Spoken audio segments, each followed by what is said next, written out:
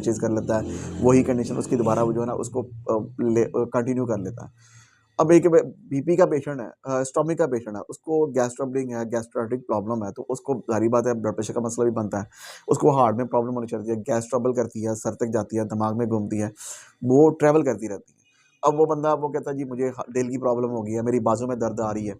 ऐसी कंडीशन में उसको अगर किसी ने उसको मेडिकेशन कर दिया जी, वो किसी डॉक्टर के पास चला गया या हॉस्पिटल उसने विज़िट कर लिया तो उसको बीपी की दवाई लिख के दी है, तो उन्होंने 3 से 4 दिन कहा, ये 7 दिन खा के आपने बंद कर देनी है।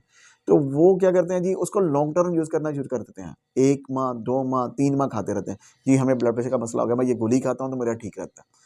बहुत सारी ऐसी मेडिकेशंस हैं जो सेल्फ करने से नुकसान हो जाते हैं। ऐसे करने से पट्ठे, मसल्स, असाब वीक हो जाते हैं। फिर उसके साथ-साथ दूसरी बीमारी जो है ना वो आहिस्ता-सा वो बढ़ना शुरू हो जाती है। तो उसमें जी कहा जाता है जी डॉक्टर ने मेडिकेशन मेडिकेशन जो है वो बिल्कुल ठीक नहीं की। डॉक्टर ने हमें अच्छा